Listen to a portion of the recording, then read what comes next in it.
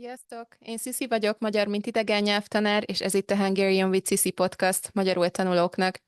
A mai epizódban folytatom a beszélgetést Teóval, ez az interjú második része.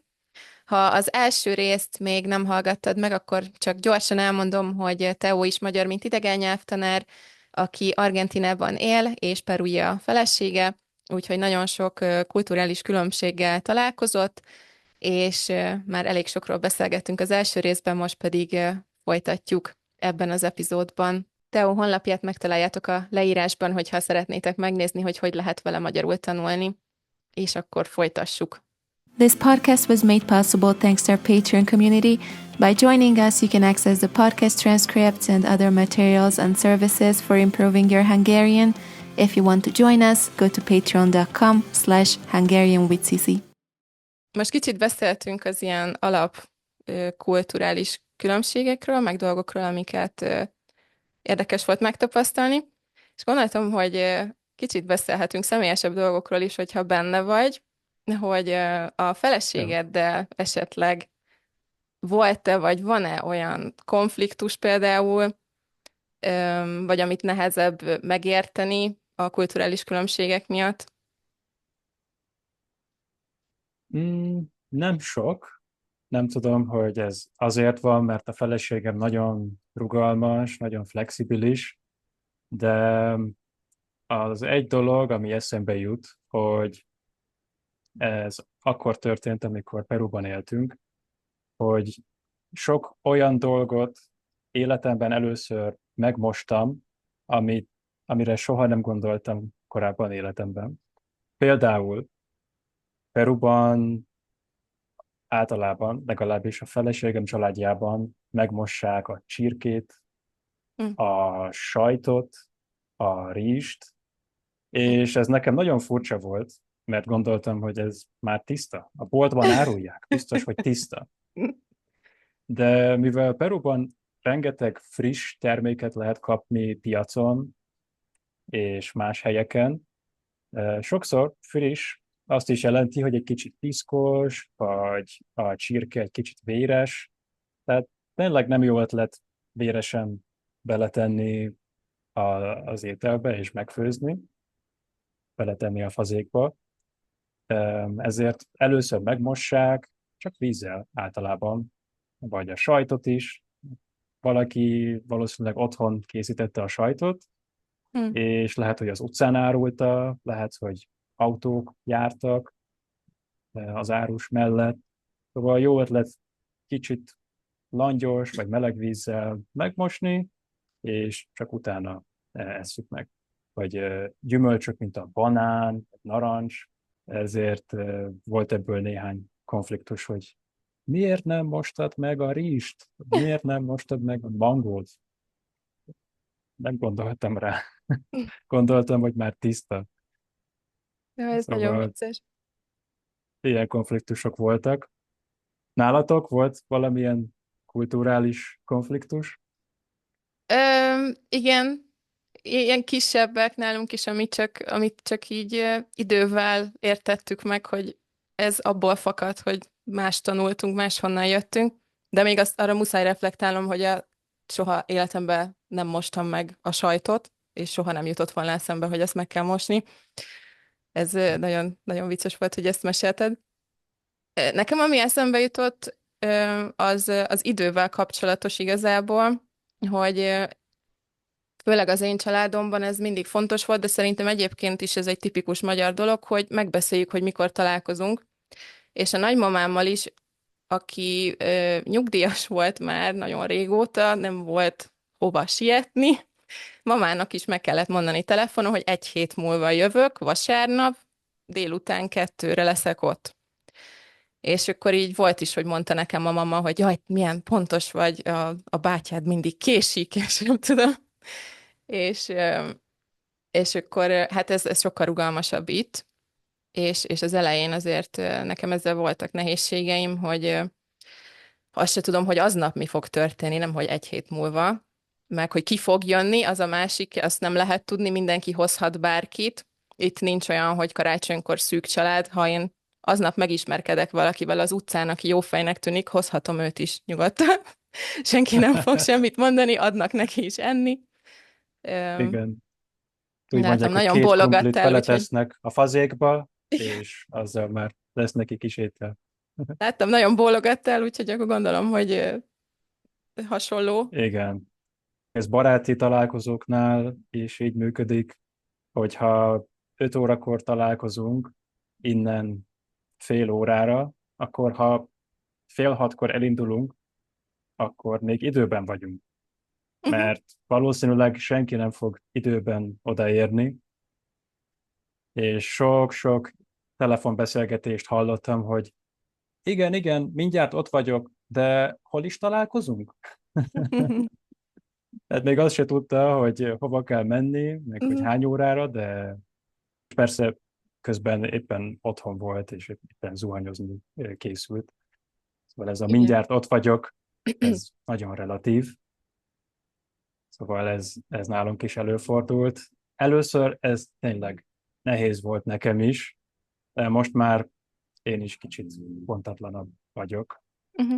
aminek nem nagyon örülök, de igazából nincs más opció.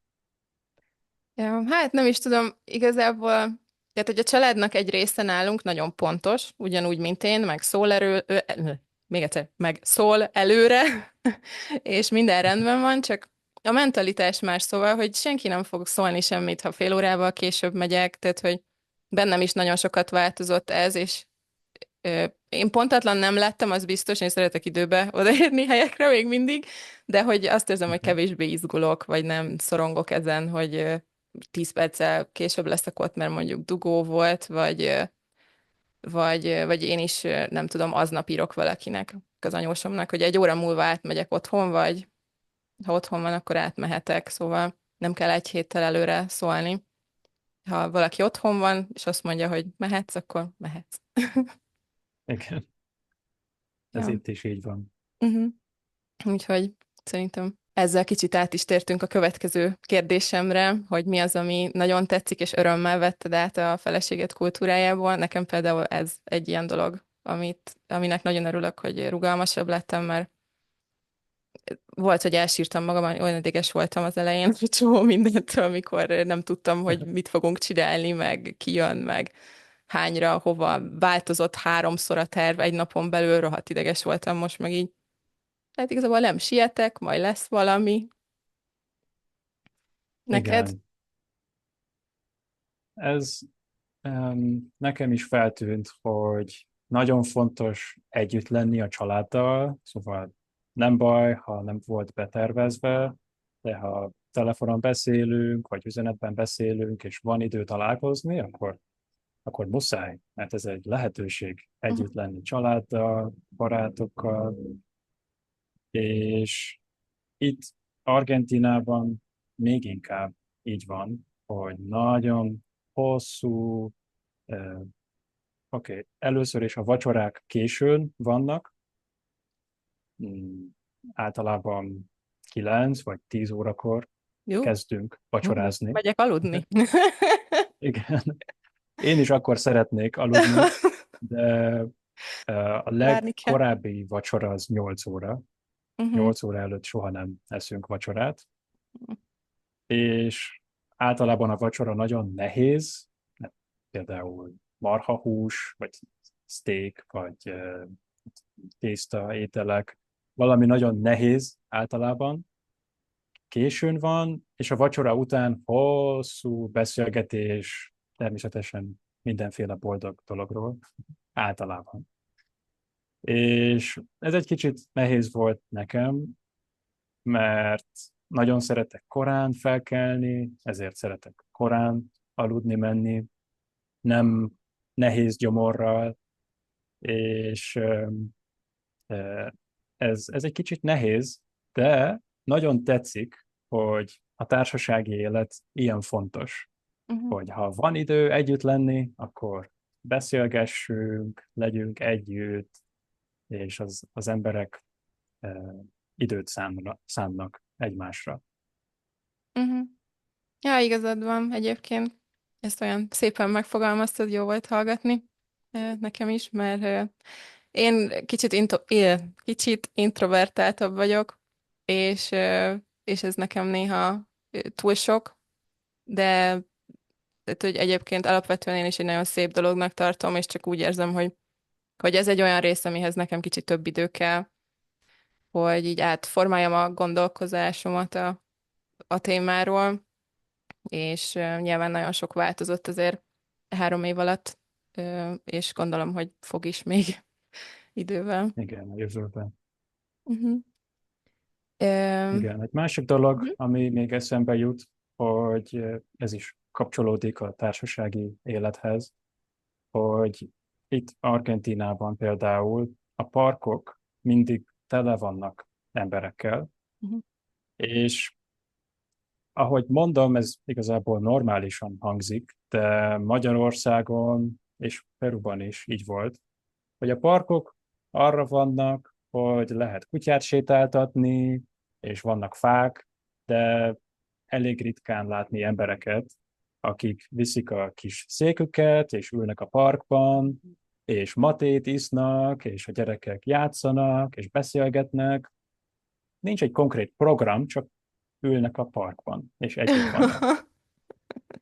És ha van egy kis napsütés, és van egy négyzetméter zöld fű, akkor valószínűleg ott ül egy argentin család, nagyszülők, szülők, gyerekek, és játszanak, beszélgetnek, és lehet, hogy a hírekben hallani a krízisről, gazdasági válságról, politikai problémákról, de ha a parkokat nézed, nem látni egyik problémát sem. Az emberek boldogak, együtt vannak, élvezik az életet, és Magyarországon nem láttam ilyet, hogy Nem minden élvezik az hétvégén, minden életet. délután. Hát nem annyira. Nem, Szerintem nem nem annyira. látszik. Nem. Hát ha igen, akkor sem látszik annyira. Szerintem az emberek arcán nem az a jellemző. Ö, Most csak eszembe jutott egy olyan, hogy ez nem mexikói, ez inkább amerikai dolog szerintem, hogy, hogy így nagyon próbálod felvenni az emberekkel a szemkontaktust azért, hogy tudj mosolyogni rá tudj mosolyogni a másik emberre. Én ezt utáltam, nem tudom neked elmondani, hogy mennyire utáltam. Borzasztó kényelmetlen volt, rosszul voltam tőle, és tavaly hazamentem látogatóba Budapestre, és észrevettem magamon, hogy keresem a szemkontaktust. Rá is mosolyogtam egy nőre, aki rám nézett így, hogy és elfordult, és akkor ez nagyon vicces élmény volt nekem, hogy ó, most már én is csinálom, de érdekes. Igen. Üm, Úgyhogy nem, ez mindig visszajelzés a magyarokról, hogy nem mosolygunk. Hát igen, ez Ez, van. Nekünk ez jött a kultúránkkal, nem tehetünk róla, ebbe születtünk. De reméljük, igen. hogy majd változik. Magyarországon kell egy erős ok, amiért mosolygunk. Ha nem tudod megmagyarázni, hogy miért mosolyogsz, akkor nem mosolyogj. Nagyon igazad van. És akkor elérkeztünk az utolsó kérdésemhez, hogy mit tanultál a feleségettől és a családjától, amit szerinted minden magyarnak érdemes lenne elsajátítania? Ez kapcsolódik az előző kérdésekhez persze, de amit megfigyeltem a feleségem családjában és az argentinoknál, hogy ha lehet választani egy kicsit több pénz és egy kicsit több idő között, például ha valaki a munkahelyén kap egy lehetőséget, és kaphat egy kicsit több fizetést, és egy kicsit többet kell dolgozni, akkor a feleségem családjában, itt Argentinában szinte mindig a több időt választják. Uh-huh. A szabadidő mindig értékesebb, és inkább leszek 1 órával többet a családommal, a barátaimmal, lesz még 1 órám edzőterembe menni, a hobbimmal foglalkozni. Az idő sokkal értékesebb, és inkább az időt választol, mint egy kicsit több pénzt. És ez szerintem szinte mindenkire igaz, akit személyes ismerek. Uh-huh. És Magyarországon nem tudom, hogy mindenki így gondolkozik-e, szerintem nem. lehet, hogy sokan igen. De ez nekem nagyon tetszik, és amióta itt élek, én is próbálom jobban értékelni az időmet, és próbálok több időt tölteni azokkal a dolgokkal és azokkal az emberekkel, amik valóban fontosak nekem. Nekem ez egy nagyon hasznos lecke volt itt Argentínában. Ja, ez nagyon szép, és hát egyetértek vele, úgyhogy reméljük, hogy minél több ember alkalmazza. Neked van hasonló, amit szeretnél megosztani, valami, amit tanultál a férjed családjától? Um, igen, mindenképpen. Az több is van, melyiket mondjam. Tudod, melyik a kedvencem igazából az, hogy nagyon egyszerű lesz, de nekem óriási nagy változás, meg így hozzáállásban, hogy nem kell annyira komolyan venni semmit, ugye az életet, Hmm. tehát hogy kicsit lazábban lehet élni, meg gondolkozni, és nem kell annyira szorongani mindenen. Itt hát a mexikói kultúrában szerintem nagyon ott van ez a folyamatos viccelődés, hogy mindig viccesen piszkálják egymást, meg kifigurázzák egymást, és az elején ugye nyilván velem is próbáltak, vagy hozzám is próbáltak így közeledni, de hát nekem a magyar reakcióm az volt, hogy megsértődtem mindenen, meg mindent nagyon a szívemre vettem, és aztán nagyon sok idő volt, mire megértettem, hogy ők így mutatják ki, hogy bent vagyok a belső körben, hogy velem is Igen. mernek, hát kicsit udvariatlanak lenni, de ez nem jó szó, nem udvariatlanak egyáltalán, csak hogy tényleg így ugratnak valamivel egyfolytában, meg hát kinevetnek, de ez a mexikói kinevetés nagyon más, mint a magyar kinevetés. Nem tudom jól elmagyarázni. Magyarországon fáj, itt meg nevetünk. Tényleg csak nem vesszük annyira komolyan. Ideális esetben együtt nevettek. Igen, igen, igen. Tehát, hogy így nem megalázó helyzetekről beszélek egyáltalán, csak hogy egyszerűen lazább, és valahogy máshogy hangzik, ahogy mondják, tehát, hogy tudod, hogy nincs rossz szándék mögötte. Igen. És tudod, hogy te is ugyanígy viccelődhetsz velük. Igen, igen. És néha ők is ugyanúgy nem szeretik, mint ahogy én sem. De ja, nagyon, ez nagyon érdekes tapasztalat volt egyébként. Nem gondoltam, hogy valaha hozzá fogok szokni. Azt meg végképp nem, hogy meg fogom szeretni.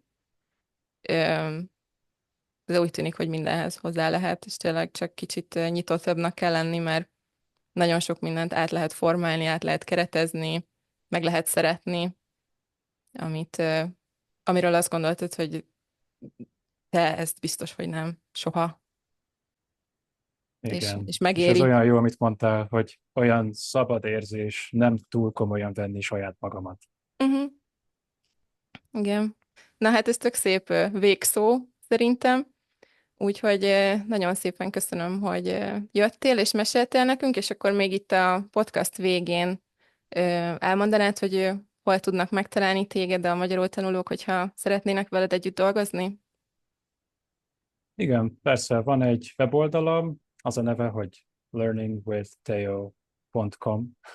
Egyszerű neve van, talán lent lesz a link, hogyha valaki szeretné megnézni, és szeretne velem újra találkozni.